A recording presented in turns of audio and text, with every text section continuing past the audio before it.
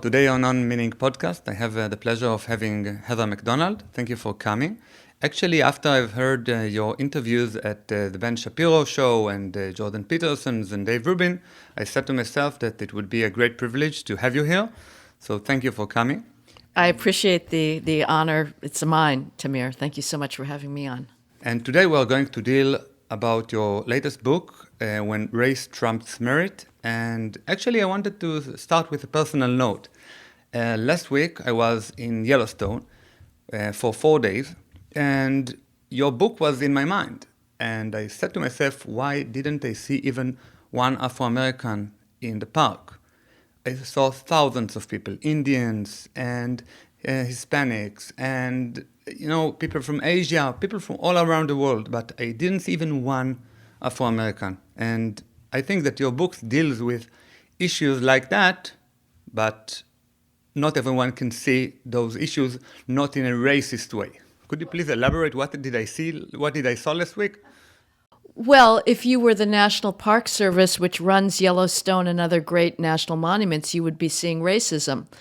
The only allowable explanation in American society today for any racial disparity, whether it's the overrepresentation of blacks in prison or the underrepresentation of blacks in the national parks or at Google, at an oncology lab, is got to be racism. The fact that there may be different preferences, different cultures, is simply not allowed in our public discourse. So you mean that we just have one good or one right answer for everything? When we see less blacks than usual or more blacks than usual, like in prisons, so the only explanation that we can explain to ourselves as a society is that it's racism. Yeah. But how come? How did it become the only answer that we give ourselves as a society?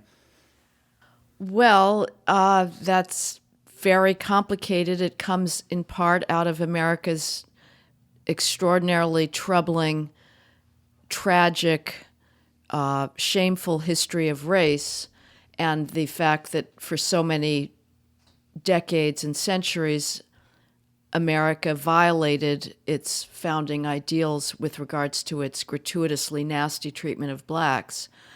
But we are not that country today. The reality is black privilege, not white privilege, and that's been the case for a very long time. But we are terrified, the American elites are terrified that the real reason for racial disparities, which is the academic skills gap on the one hand, that explains the underrepresentation of blacks in meritocratic institutions, and the high rates of black crime, which explains the overrepresentation of blacks in the criminal justice system, the elites are terrified that those gaps are not going to go away. And so they are proleptically putting out there the only allowable explanation as racism so that we cannot talk about culture. That's taboo. And we sure as hell cannot even get close to any issues of heritability. But so you mean that this answer actually gives us a sense of control, that we can change things, but if the answer maybe is culture, which is, I think, more is a better answer, it wouldn't give us the same control on our society, on our way for getting things to be better? Well, the only group now that is asked to change anything is whites. I'm going to be very honest. The assumption is that, again, any problems or lack of representation that blacks face is exclusively the result of this phantom racism, that somehow, even though there's not a single mainstream institution in the United States today that isn't trying to hire and promote as many blacks as possible, somehow we're supposed to believe that these same institutions, most ludicrously American universities, are discriminating. So the idea is, yes, it's all for whites to change, and that's why we have these huckster white privilege consultants going around having, guilt sessions with whites who cry about their privilege or cry at being called that they are racist. And what's never allowed to be said is that there may be some cultural changes that are absolutely urgent with regards to black underclass culture if we want to have any hope of equal outcomes. But we think, like, we hear a lot in the media and from academia that every black that is trying to be more like the things that are meritocratic, more like, not only the white, but more like the Asians, more to invest in education, more to promote those kind of things, more, even to create a family. Today, more than 70, you Yeah, may know the data, 71%. Uh-huh. of blacks are grown up without a father in the home. So either that a father is not really significant and doesn't have any role in the life of a human being, of a child, or either we should be judgmental about it and to tell those women or those men don't run off. You have an obligation to raise your kid and to say to the welfare state that is actually promoting and encouraging this by giving money to single mothers, saying, okay, we know that for the short term it's going to be really painful not to have those subsidies for being single moms, but on the long run, maybe the black family will, go back to what it was maybe 100 years ago, 50, 70 years ago. Like Thomas Sowell wrote about this issue, that many, like the percentage of whole families, and not really a lot of divorce rates before the 60s, before the Great Society of Johnson, was better than the whites, right? Yeah. Or much closer. It's closer, right. So what should we do?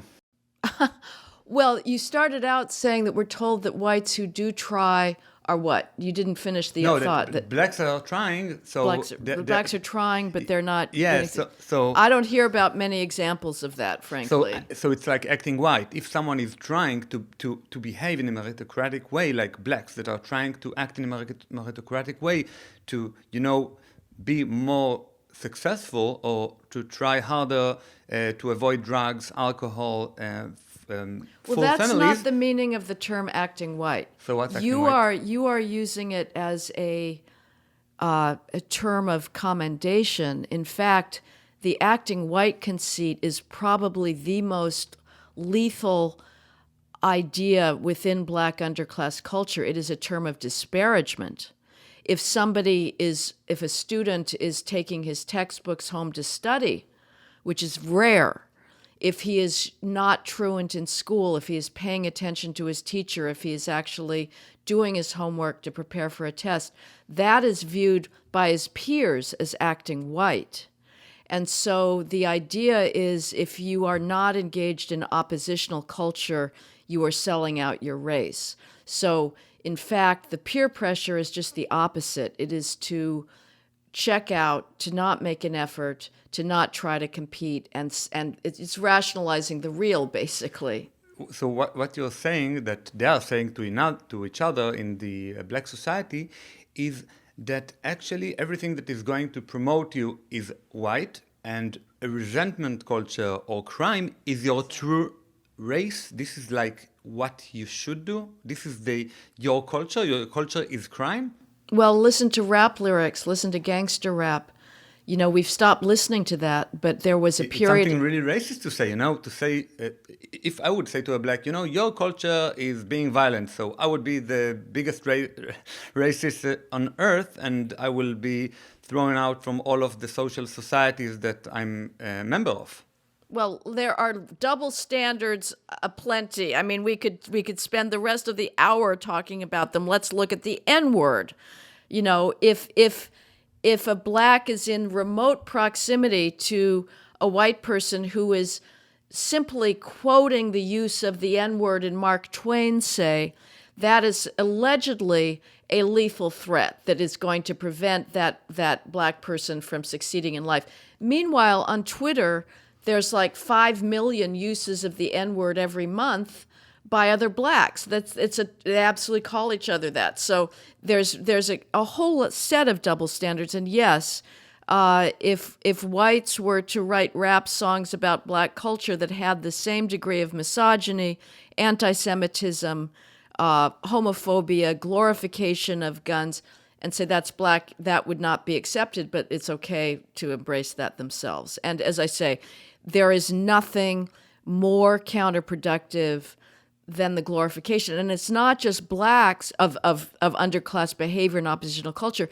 It is now not just blacks that are saying that. We have our leading institutions that have announced that respect for rationality, respect for the scientific method are white traits. The Smithsonian Institution, used to be one of the leading science research organizations in the United States in the 19th century. Now it's got these wonderful museum complexes on the wall in Washington. But a year or so ago, they published on their website at the African American Museum a list of white traits, and it was things like promptness, objectivity, competitiveness, self-control. So the whole culture is engaged in one big excuse-making enterprise at this point. It sounds really not persuasive. Like if I'm an alien and I, just landed here, you're saying, okay, so all the good things are white, and who says those things is blacks. So it's meaning that all of those progressive activists are actually cursing blacks and really giving a lot of good words and really good atmosphere to the white society, but they are saying to their brothers, to the black community, you shouldn't be that way, and it's really not persuasive. Like, why would I, as a small black kid, would want to listen to those activists instead of listening to things that have been tested and have been successful? Like, if you read the biography of Thomas Sowell, Maverick, it's really a big recommendation for me. You would see that he was working hard for all of his life. He was under the Jim Crow laws back in the 50s in Washington, D.C. He ate in a separate dining room, but he did his homework. Right. And he really was working hard until now, until his 90s. And this is the way to succeed. But why don't black kids or black mothers saying, "Oh my God, we don't understand it right. We should be acting white. It's not some curse. It's something to aspire for." Well, was a transformation for the worse of the culture. It breaks my heart when I see pictures of some of the great jazz giants of the 20th century, Ella Fitzgerald or Duke Ellington, Louis Armstrong, dressed to the nines, just absolutely fabulously turned out to live up to the bourgeois norms. And it's like ships passing in the night. Up until the 1960s, many blacks were adopting middle-class behavior, bourgeois norms within their own communities. They had proms, they had cotillions, they had insurance companies, clubs, self-help organizations, and white society kept excluding them and beating them back, and there was simply nothing they could do. Now, there were obviously musicians and artists that were accepted, but by and large, the average white person was, especially in the South, was truly hateful. Now, as bad as that past was, that is not our reality today. That is not. Now, whites are desperate to be post-racial. They want blacks. The white Republicans have had one love affair after another with black politicians, whether it's Herman Cain or Colin Powell. It just goes on and on. Alan Keyes, Alan West, Burgess Owens. And now, when whites are finally saying, my God, we have to atone for this past, here we are with open arms, the black culture has gone 180 degrees in the opposite direction. And there are possible explanations for that, and one of which is pure speculation, is that when the gates of segregation came down and it became a matter of, okay, now you're going to have to compete. you're not just competing against other blacks, but you're competing in the society at large. You had an ideology that came out that said, no, don't compete, don't even try, and we will celebrate being apart. And it's, as I say, it's a tragic, almost Shakespearean case of really bad timing and the opportunities being missed. But the opportunities are still there. I mean, again, I cannot stress enough. I don't know if I think America gets such distorted press.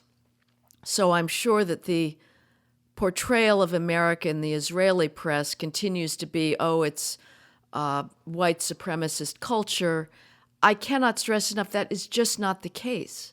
Blacks are being preferred at every undergraduate college, at every medical school, at every law school, at every bank, at every corporate law firm. Federal government is doling out science research awards on the basis of race. We are not discriminating. The problem now is, again, the academic skills gap and the crime gap.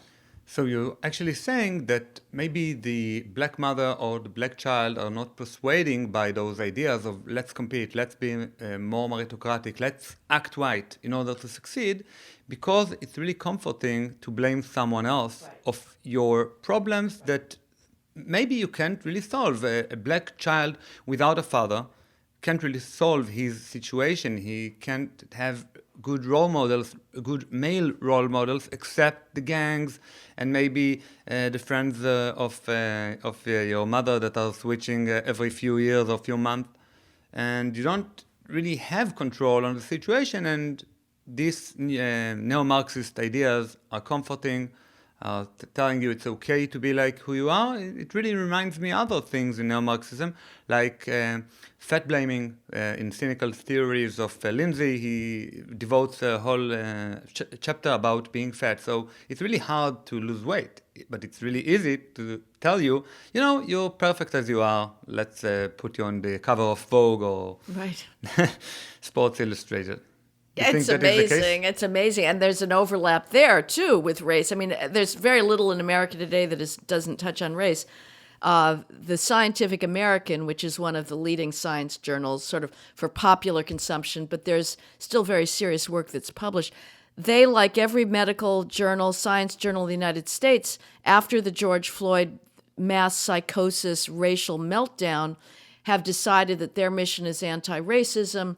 And they gave an entire issue over to the science of racism in the United States. And one of the articles was that to suggest to black women who are obese that it would be a good thing to lower their weight for their health is racist. So you're not allowed to, as a doctor, to give what is the most important medical advice for black people to lose weight because that's seen as racist. So we're celebrating obesity, and with COVID, where we're supposed to believe that the reason blacks had a higher mortality rate was racism, which was never defined. How can a biological creature, which is like smaller than a human cell, can be racist? Well, this was be in treatment, which again was completely fantastical. But the reason is higher obesity rates. Comorbidities is what explains it.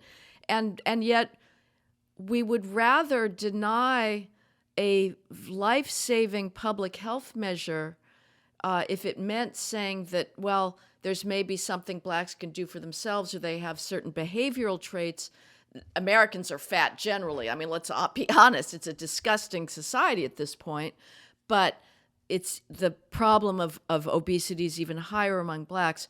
We would rather deny that life-saving advice to lose weight, get more exercise, smoke less, take less drugs, than say, okay, there's something you can do to change and help yourself. What I see from all those examples is that there is a connection, and the connection is personal responsibility. Right. If you can help your situation, like every one of the successful people me and you know, So it's bad because you have personal responsibility. But if you can blame other communities or other people that succeed, like meritocratic societies, so it's better. And if you can blame the state or a big institution with billions and billions that they hadn't done anything, it's also good because it's not your responsibility. It means that you're not to blame for what you do.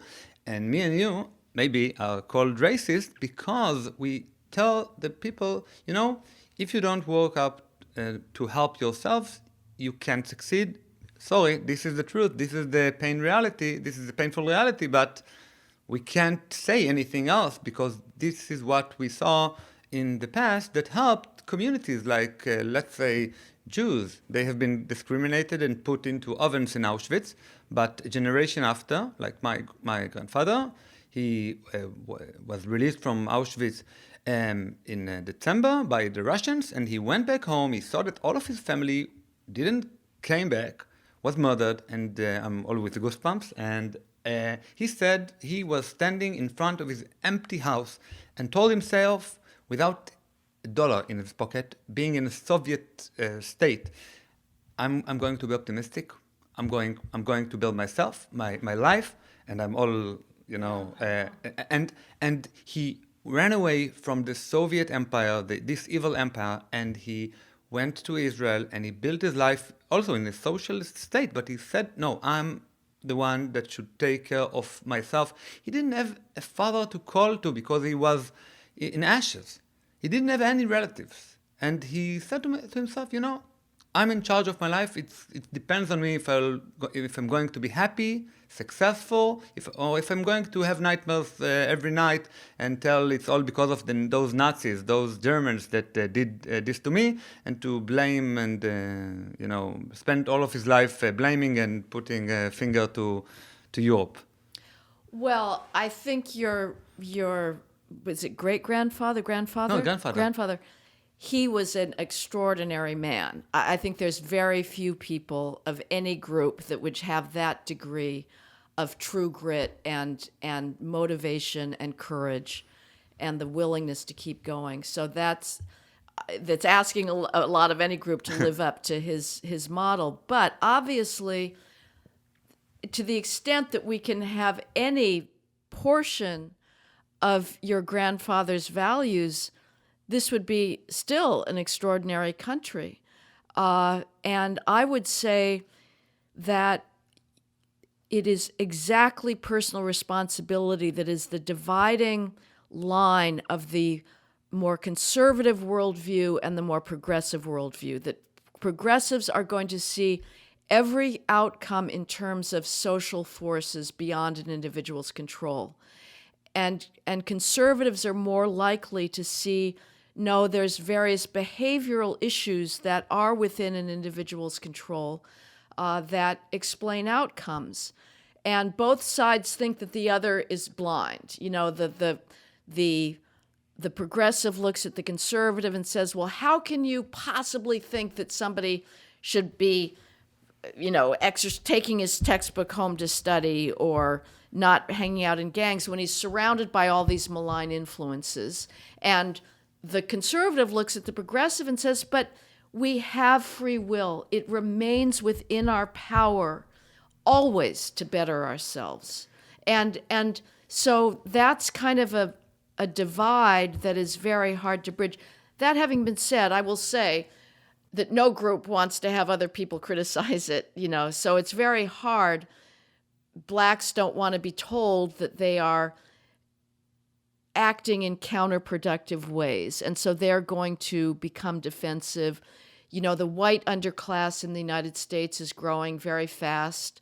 It's trying to mimic blacks in especially family breakdown. It's maybe 44% in the white underclass. Overall, the white out of wedlock birth rate is about 28%.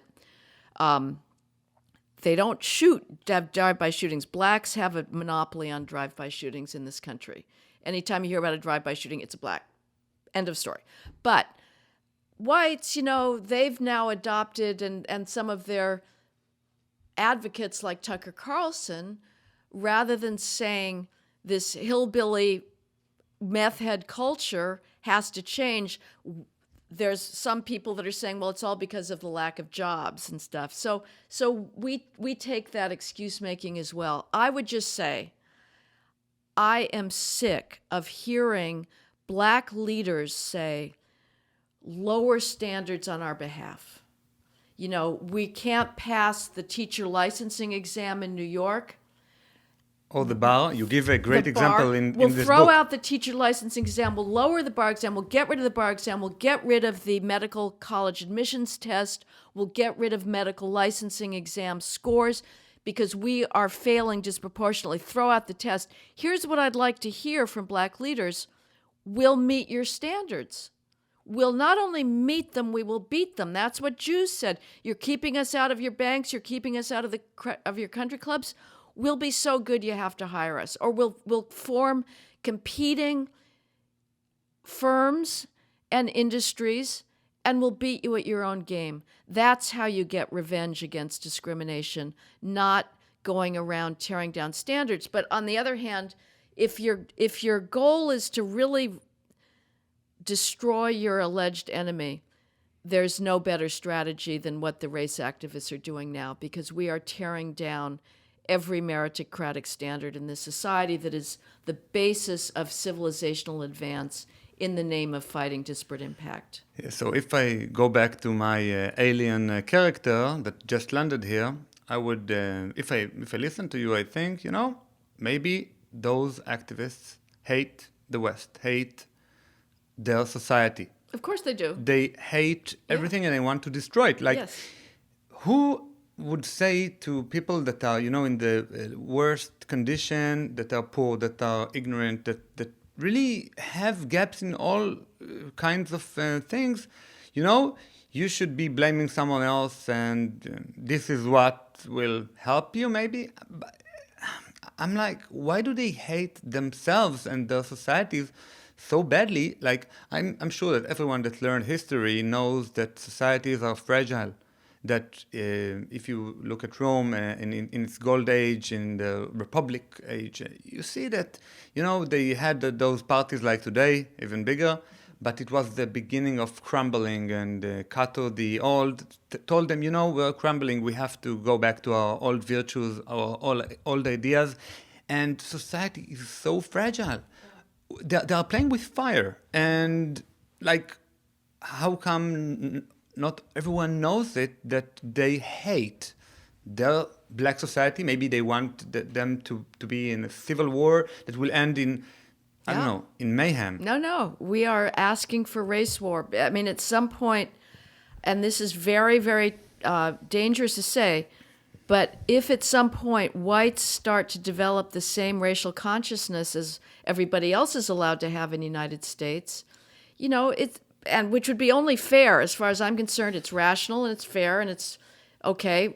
Right now the only allowable discourse about whites is unremittingly negative. All you need to do if you're the New York Times or the Washington Post or the CNN is append the epithet white to an individual or an institution, and you have thereby discredited that individual. And whites are so not white supremacist that they don't even hear it. They think, oh, Biden, he's a great unifier. His inaugural speech upon becoming president was white bashing. It was all about the stain what's of white bashing? Yes, it was saying. No, but what is white bashing? Not everyone is from academia that knows those terms. Oh, white bashing. He's just saying that whites. He brought up his favorite theme of whites still being the source of violence and white supremacist threat and the stain on American soul, and white Americans are so well-meaning that they don't object to this. They just think, well, okay, that's who we are, I guess. So it is an amazingly asymmetrical discourse that is based on hatred, and the mob can tear things down. They cannot create. They can tear down the statues. They can tear down the books. They can tear down the history, and they can't put anything in its place. Now, I will say that, again, this gets to very profound divisions of how we understand reality. And the progressives would say that those self-help mechanisms that you talk about, Horatio Alger, pull yourself up by the bootstraps, have a good, be optimistic, believe in your own efficacy, that all of that is fatally naive.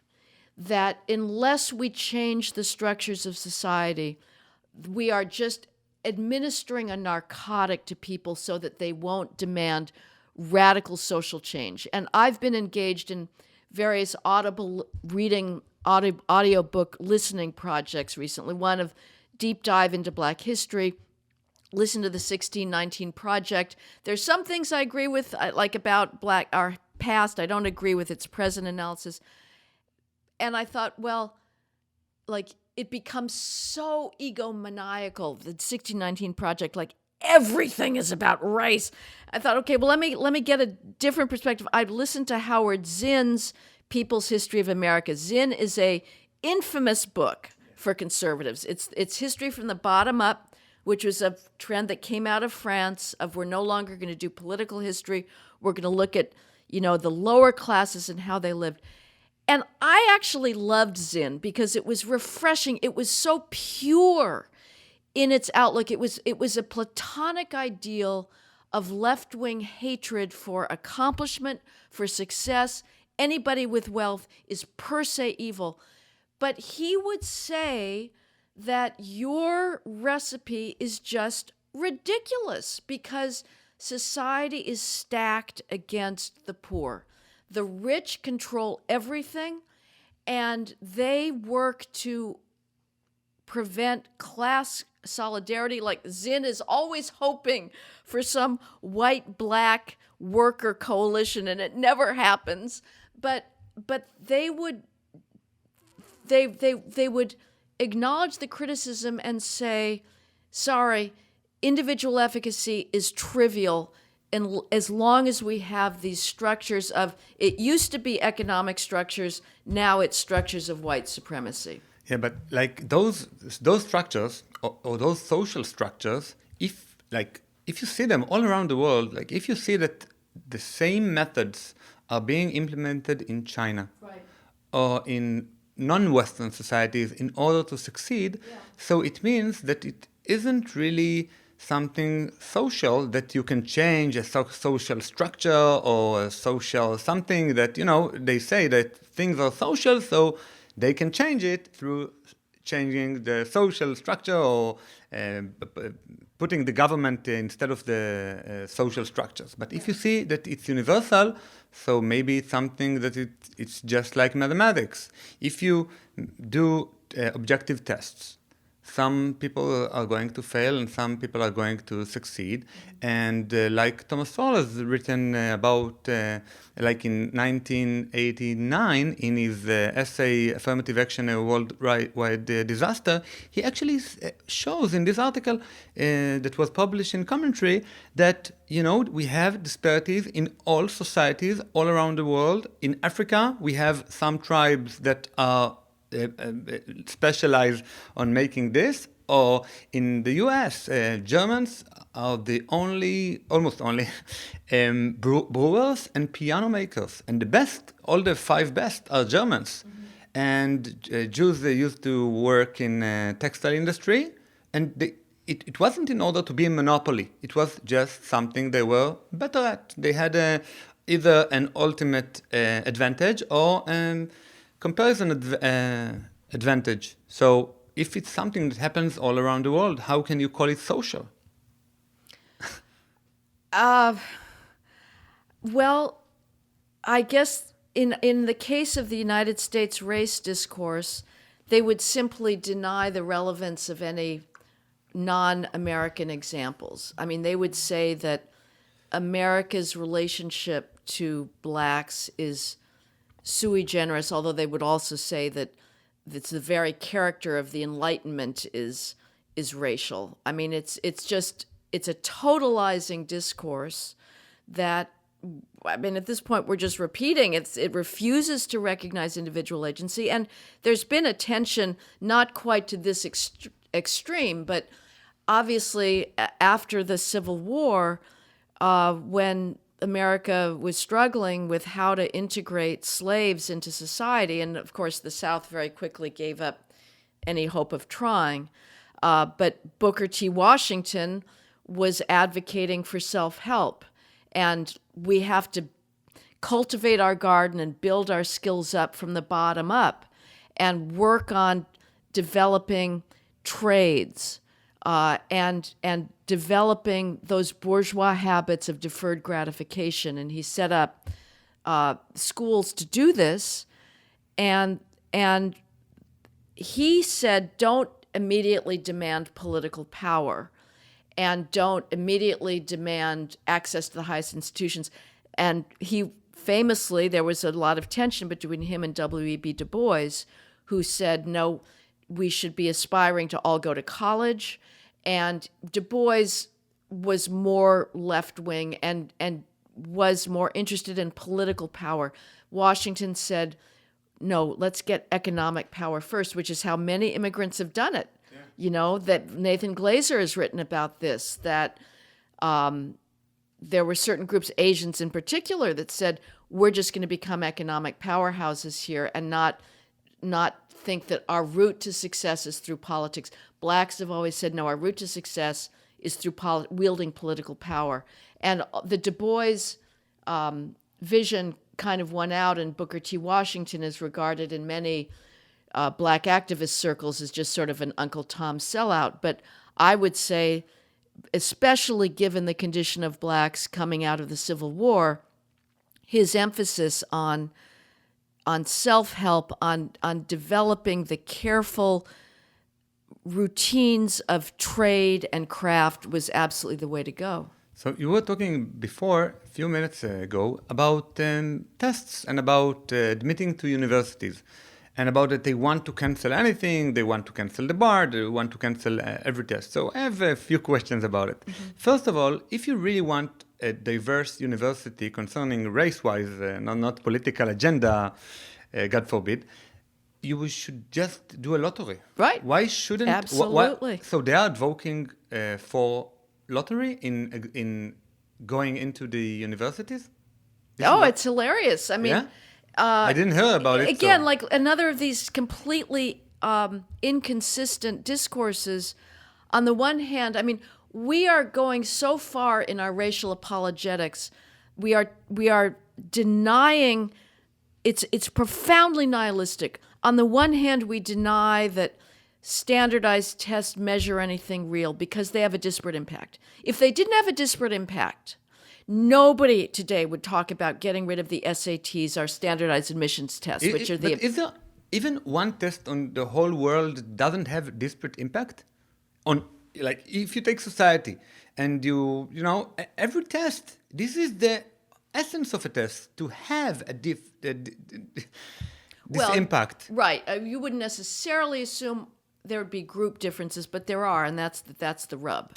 So there are group even differences in how people do on standardized tests, and that's why we've decided that those standardized tests are racist, even though they're perfectly colorblind. It's the same thing with red light cameras. Red light cameras show that blacks run red lights and speed at higher rates, and so now those cameras are racist.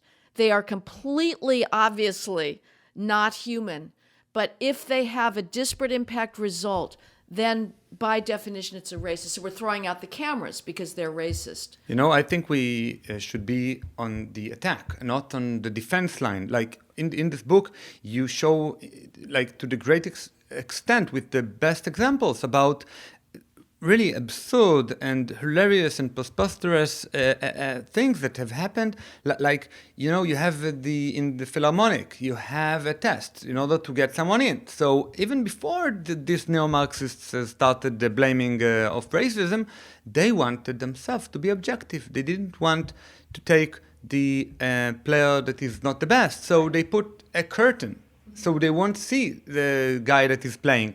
And they put a carpet, so someone which goes with high heels, which is typically women. Mm-hmm. So you can't notice that she's a woman, but just by the way she plays or by the way he plays, and you're colorblind to races and to cultures and to anything. You just want a good player. Right. And that's it. So I think that if we'll be on the attack, we should ask them, give me one objective test that without you knowing the outcomes of the test and the disparate impact of the test is okay by you. Afterwards, we'll find the result, and we can measure them. But what will be an alternative except lottery? Because we know that lottery is a bad way, because then we have a first year of college which is really diverse, and then the second year, after they have spent the whole year and lots of money and moved from their towns and the rent and all of this,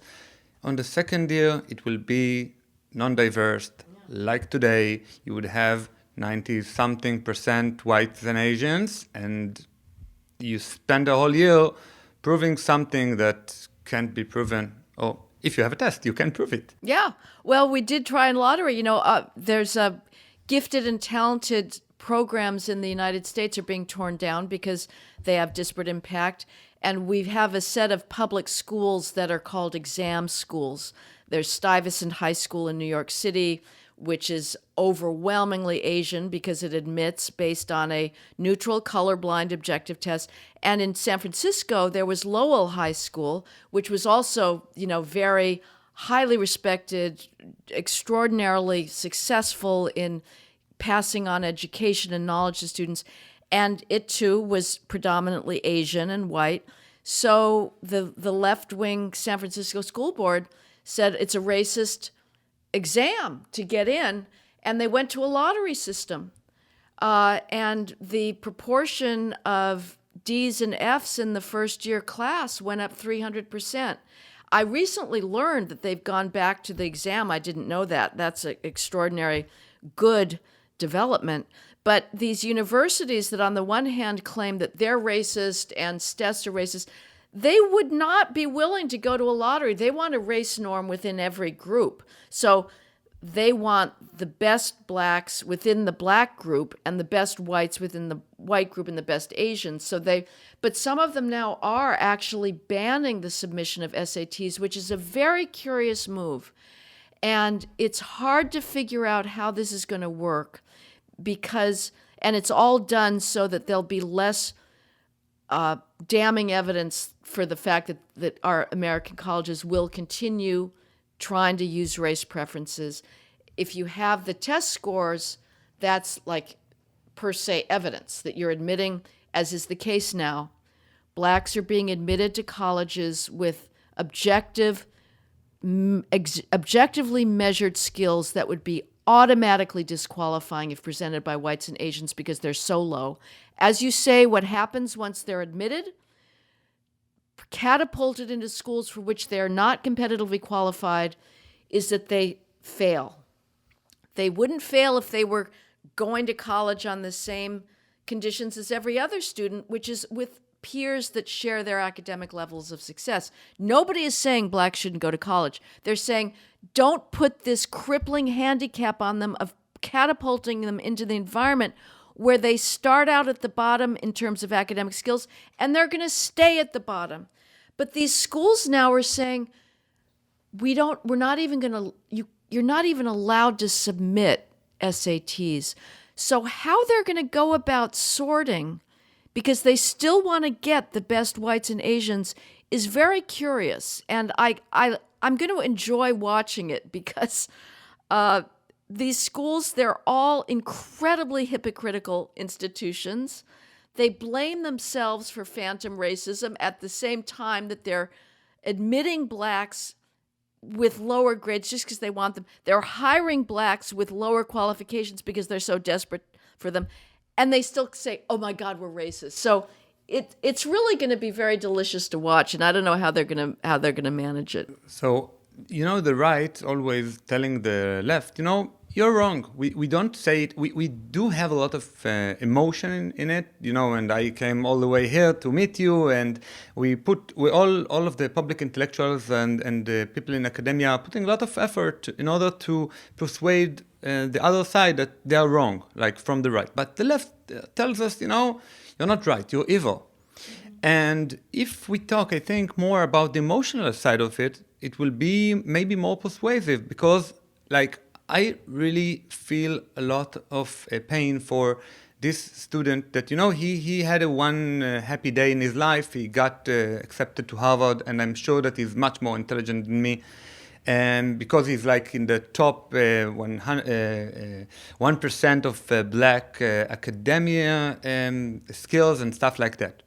But after this day that he got the letter, he's sitting in a class and everyone ignores him because they know that he's an affirmative action student, and they don't ask him the questions, so maybe he can do homework with them. And as Thomas Sowell wrote in this article that I was talking about in 1989, that I think we should all read. So he said that no one would advocate that today's Jews are more... Oh, this is another quote.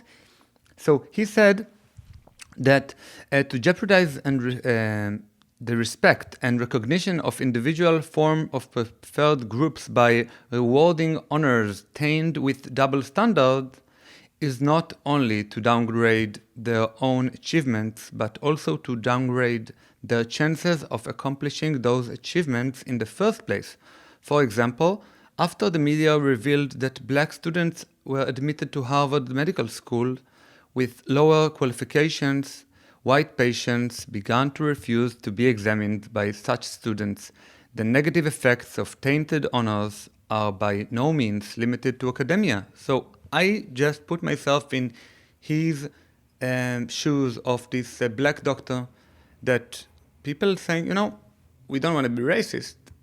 They don't say anything because they're polite, but they're saying, we prefer another doctor. And they don't have any information about him except him being black. So it means that they, the left, in saying that we are evil and in promoting this affirmative action policies, they are promoting racism. And I'm all with goosebumps. It hurt me so much to see this emotional disaster of these black doctors or black professors. The Los Angeles Times did an article maybe 10 years ago about a black student from Compton who'd been admitted to the University of California at Berkeley, the premier flagship school in California and probably the premier public university in the country. And it was hell for him. His grades after his first year were absolutely rock bottom. He was at danger of failing out because you had to maintain some kind of GPA. The only class he did well in was Black Studies, and that got him to go into the sophomore year. But it documented the psychological stress this student was on, and he would have these sessions with himself saying, you just got to believe in yourself, just try. And he got tutors, and his writing got worse and worse. And the LA Times, of course, was unable to see the obvious moral for this, which is that this was a cruel policy. I feel completely the same way. These academic administrators that are committed to racial preferences are sadists because they are setting up these students for emotional dislocation. But, of course, I keep just channeling the left to you, and I don't want to sound totally pessimistic or fatalistic, but all of these things that you raise have already been raised, and they already have answers for them. These are not new strategies, I could say the same about your book.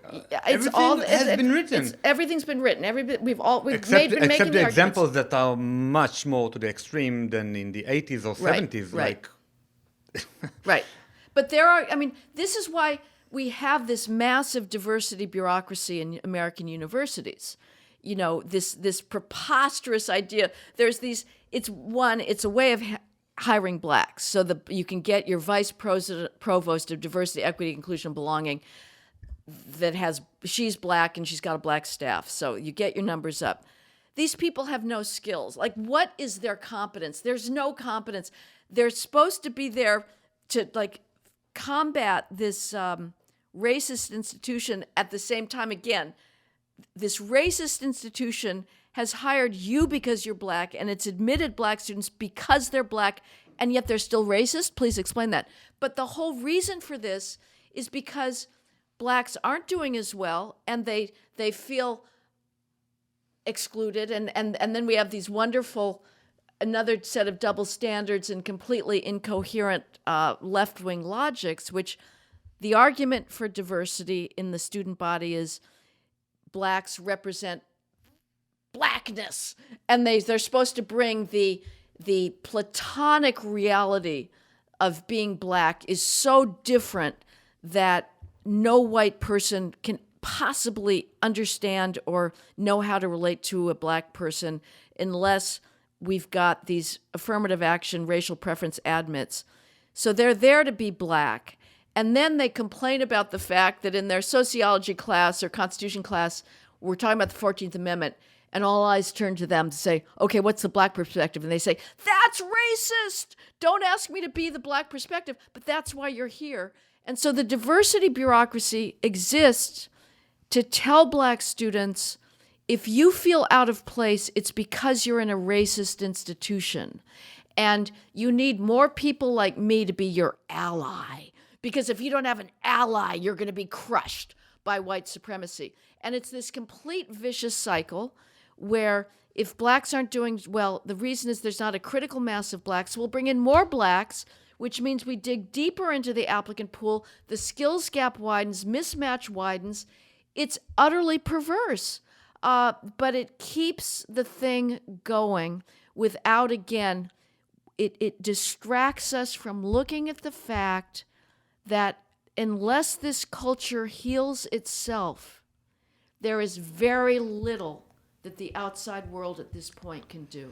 Yeah, so I want to go back to the lottery and the test. So I think it's a self-destructing mechanism, which means that if we do have a lottery, there will be no reason to be accepted to Yale, Harvard, or Berkeley, because those institutions are built on the honors, like Thomas Sowell said, tainted honors, but like you want to have a true honor that you finished Harvard, that maybe you finished it first in your class. This is the best thing to do, to have every law firm and every firm in the country would run after you on LinkedIn, and you will get so many messages that you might put on spam because there's so many.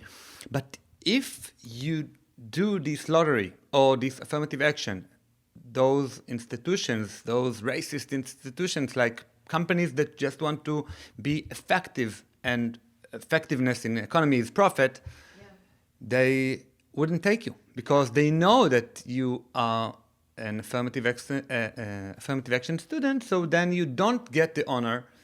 You pay a lot of money in order to be accepted, and you are experiencing racism from your peers and maybe from your professors because they know that you are less educated or with lower skills. But as been said before, those students that are being accepted to Harvard with an affirmative action bonus, they could go to any university in the country and to be the first in their class and to experience an elevating experience of being smart, of being great, of succeeding. It's just not there. They're not... Well, it doesn't work that way. But if there wasn't this policy, they would go there, right? They would go to another universities. Right, exactly. I mean, that's the fallacy. To get rid of racial preferences does not mean that blacks don't go to college. The same number of blacks go to college as before. They go to college on the same conditions as everybody else. Colleges that they're qualified for. They're not catapulted out of their league. That would enormously improve black graduation rates. You'd get more blacks graduating with STEM degrees because they wouldn't have dropped out of the STEM field because they can't keep up because they've been admitted. Please elaborate on this because I think this is one of the key issues because STEM is so good for your salary in the end, and if you drop out from STEM to some racial studies, so you're doomed to not to have a great job in. Please, could you please tell us what's the mechanism? He's getting into STEM in a great university, and then what? Well, there's a very good empirical study done out of Duke University, which is in North Carolina, that found that more black males entered Duke wanting to major in STEM than white males, which is not something we would necessarily assume. But those black males were admitted with a standard deviation lower SAT scores. That is a massive difference. It's like 200 points on a 1,600 point scale. And by senior year, there were very few blacks in the graduating in STEM because they'd all switched to other majors, the Black Studies major. Whereas had those black students with let's say 1,200s on their SATs not been put into Duke, where the average is 1,400 or 1,500 on SATs, but instead gone to University of North Carolina school, they would have been matched to their peers and would have graduated and as you say, would have had a career in STEM.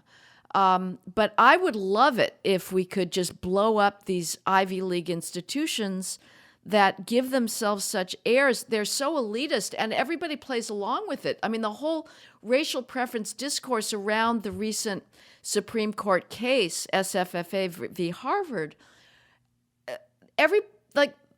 the defenders of preferences so that we can catapult, basically, the entire black population of Harvard would not be there without racial preferences. The skills gap is that great that even though Harvard gets its pick of the best black students across the country, the skills gap is that large that, according to Harvard's own research in 2012, the black population of the undergraduate body would go down from, at that point it was 10% to less than 1%. But the idea was, unless a black student graduates from Harvard, his life is over. He can only get a job if he's got these Ivy League credentials. Well, if that's the case, if your life is over, if you go to a state university, why should anybody suffer that handicap? Yeah, we should close them down, and everybody goes to Harvard. And what I don't really understand is why the second and third tier colleges put up with this BS.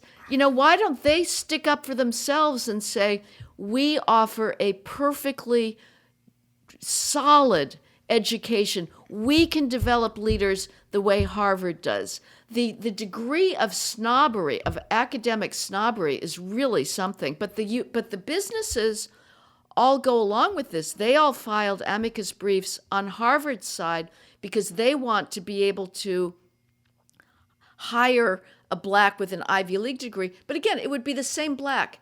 How about you hire the same black, and instead of coming out of Harvard with a watered-down degree, he comes out of Boston College or Boston University with a solid degree. Let's just be honest about this. But we've got this whole shell game going on. And we're not helping anyone in this game. But you're damn if you do and you're damn if you don't. There was research by winning prize research from the Department of Sociology in the University of Tel Aviv. And this winning prize research said that the IDF soldiers are racist, of course, right? The idea of what? The IDF, the Israeli army. Oh, okay. Oh, the Israeli army. Defense one. Yeah. So the defense force is racist. Why? Because they don't rape Palestinians. I don't think that we have even one documented rape, even someone that was blamed in rape, not with evidence or not with anything. So because we are not raping Palestinians, we're racist. And if we would have raped Palestinians, we would have been colonialist, racist, till the, toxic masculinity and stuff like that. So it gets us back to the same point that we've talked before. They hate the West. They want to take everything down. It's deliberate suicide. And I think it's unprecedented.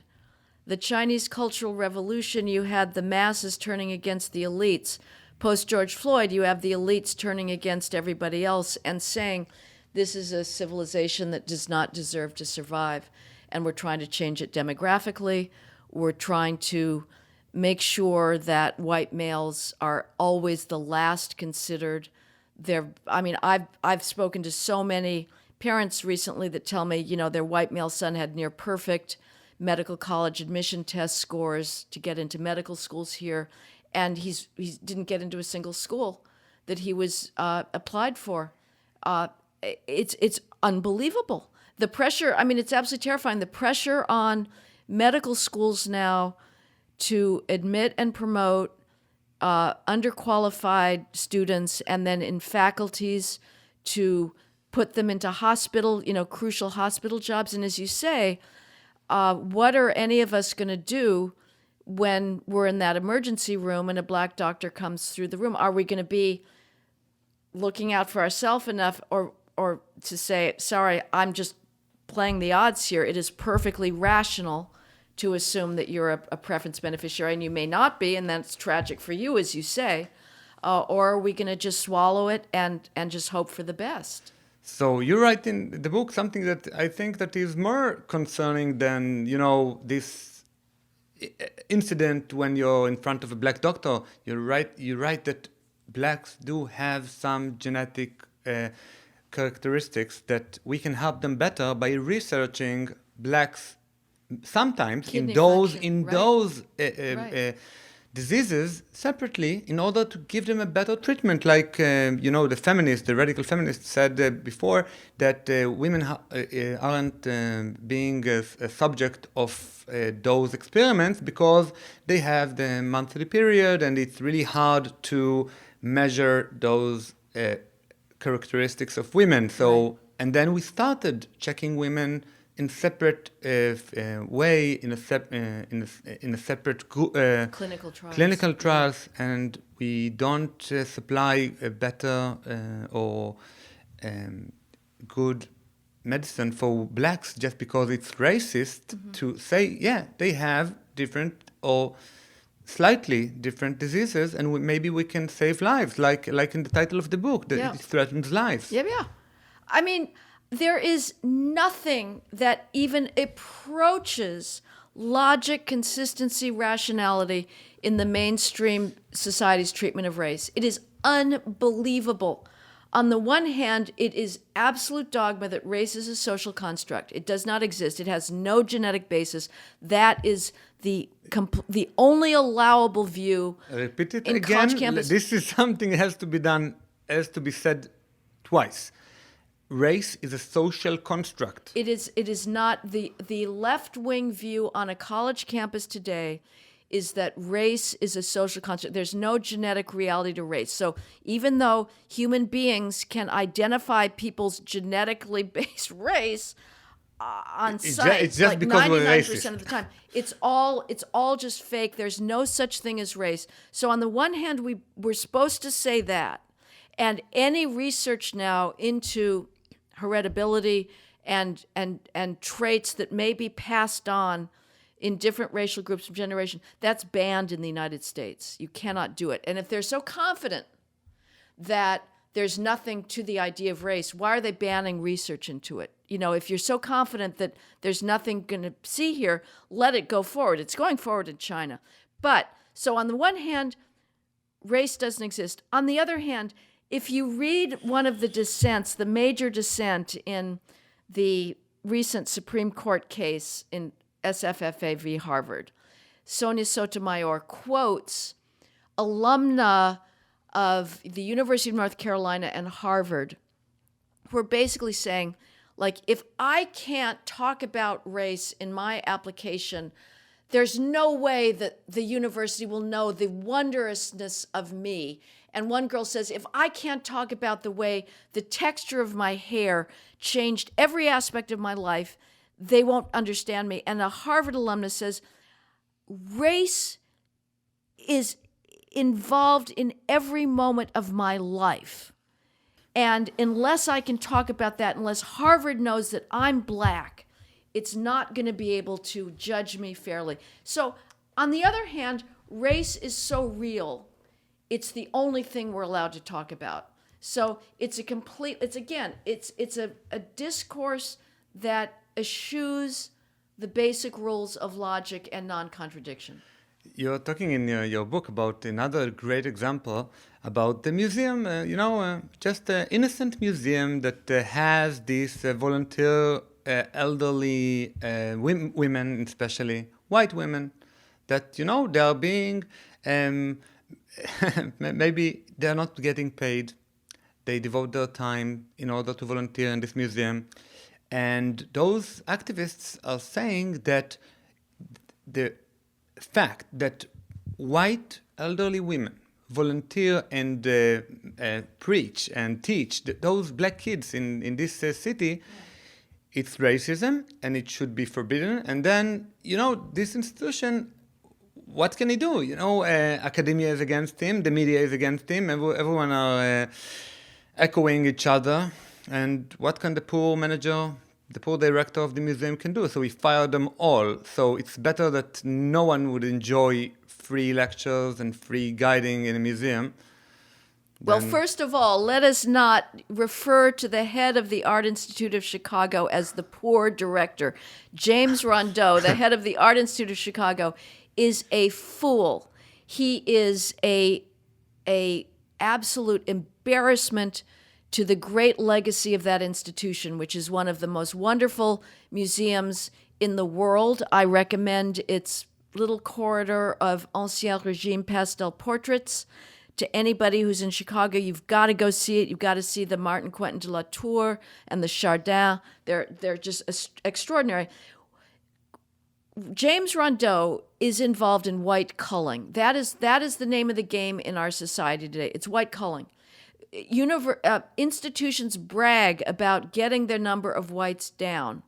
And so the fact that these docents had basically given themselves a master's degree in art history in order to qualify themselves to be the most informative volunteer leaders of Chicago school children doesn't matter. Because they're white, this would be oppressive for Chicago's South Side children to come in and learn from these white women. So they're basically all were fired, even though they're working for free.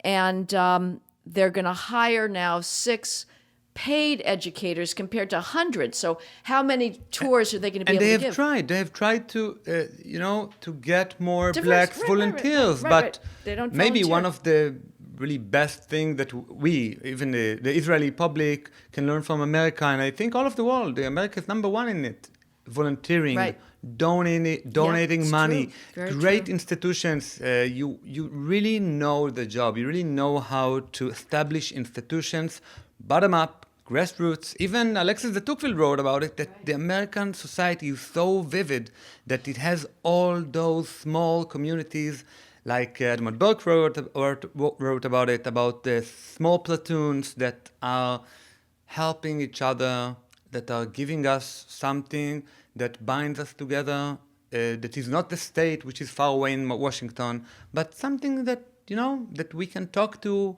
we can help, we can donate, and we can relate to. And actually, it's so weird, we're talking about logics. It's so weird that in one lesson in those social studies, they teach you that correlation is not causation. Mm-hmm. And in another course, or maybe in another lesson in the same course, they're telling them everything concerns racism. Could you please explain what's correlation is not causation? Because not all of our listeners have degrees in social studies. That's a very broad question. Are you thinking it in terms of the fact that that academic skills gap correlates with race, but that's so not maybe I'll elaborate about the correlation and you will elaborate about the causation. So there is a correlation between the sales of ice cream and drowning in pools. When this is go up, or other way around. So this is correlation. 2 things happen at the same time. They go up together, they go down together. Actually, the cause for those 2 symptoms, for those 2 things that happened in reality is summer. Mm-hmm. Summer causes people to buy ice cream, and summer causes people to drown in pools and in all kind of places that you go to summer. So in your book, you elaborate that the only explanation for this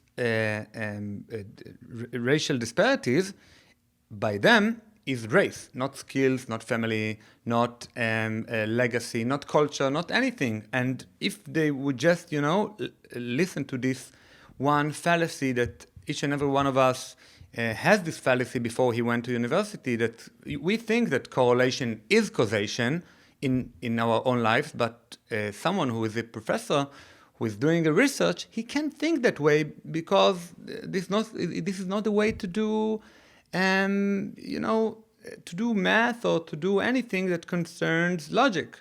And how can they teach those students in one lesson that correlation is not causation, in how you do a good research, and in another lesson you teach them everything concerned race. Race is the cause of everything. Well, it's racism that's the cause of everything in our society. So I'm not sure that's an exact analogy, because I am denying racism as a dominant reality. In fact, I'm really saying it doesn't exist. There's a lot of anti-white racism. Nobody wants to talk about that. But you would say that, if I'm understanding your parallel, you would say, well, we have racism, and that correlates with bad outcomes, but that doesn't mean racism is the cause. I would just deny that racism exists. Now, if you're saying race the cause of the bad outcomes, that's a different discussion. Yeah, so the first thing is what I meant. And actually you reminded in the book that correlation is not causation, and they think that the only cause for everything is race. They think, not we. Racism. Yeah, racism. Okay. Yeah, so actually if we kind of start wrapping it up, I would like to talk about, I think, maybe the best example of mistreating a phrase, or the cultural appropriation. Oh. Like, if me, I'm not Asian, I'm half Moroccan, half Hungarian.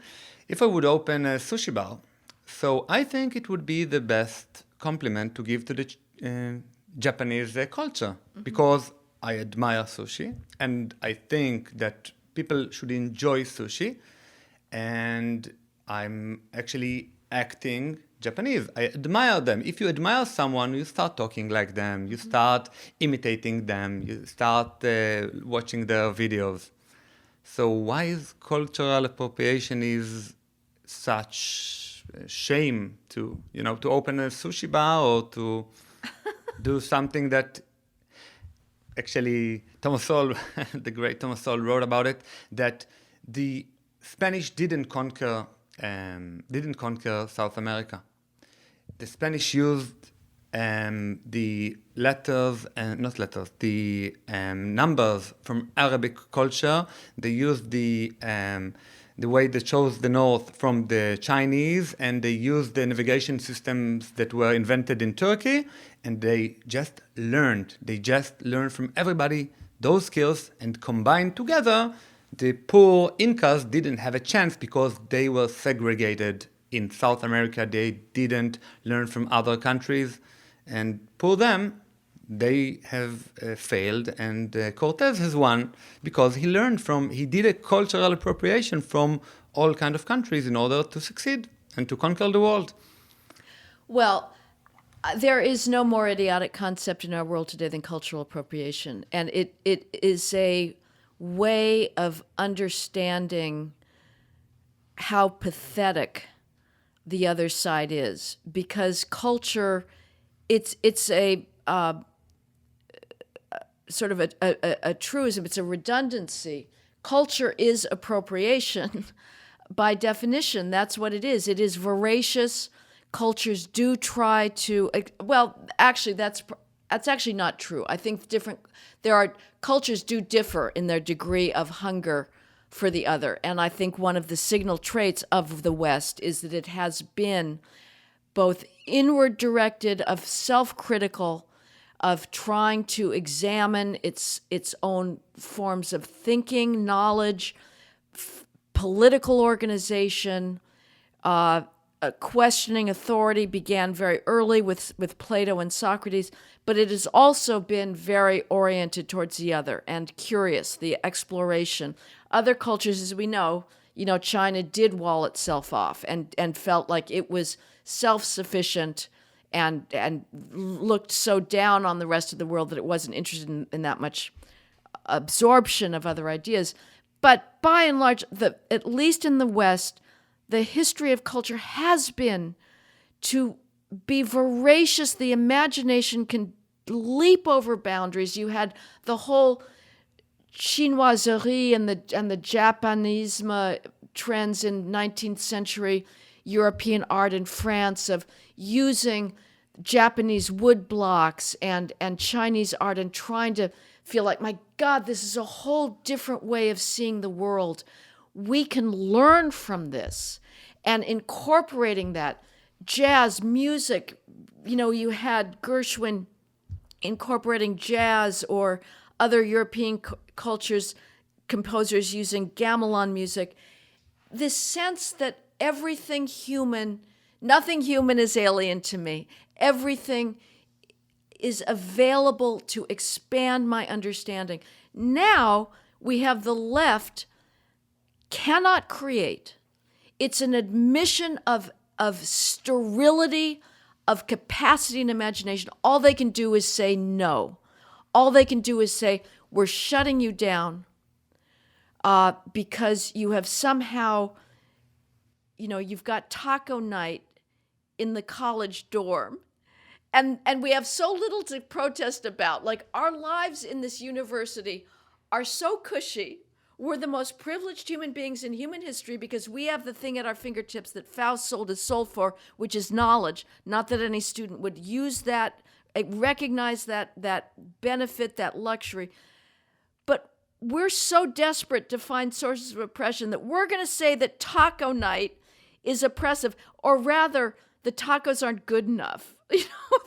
They're soggy tacos, and therefore we're oppressed. I mean, it is pathetic. You're a lousy cook. It's Exactly. It's not racism. It's not maybe it's like Julia Child. She wanted to learn French. Is that anti-French? It's unbelievable. It's unbelievable, and it's an admission of failure. All the mob can do is destroy. They cannot create. So the last question for our meeting is about the rape culture. Another really something that many people are talking about in Hebrew. It's called תרבות האונס, rape culture in Hebrew. And actually, this is the first time I met your ideas. I saw a video of you in YouTube and I just said, wow, that's so into the point.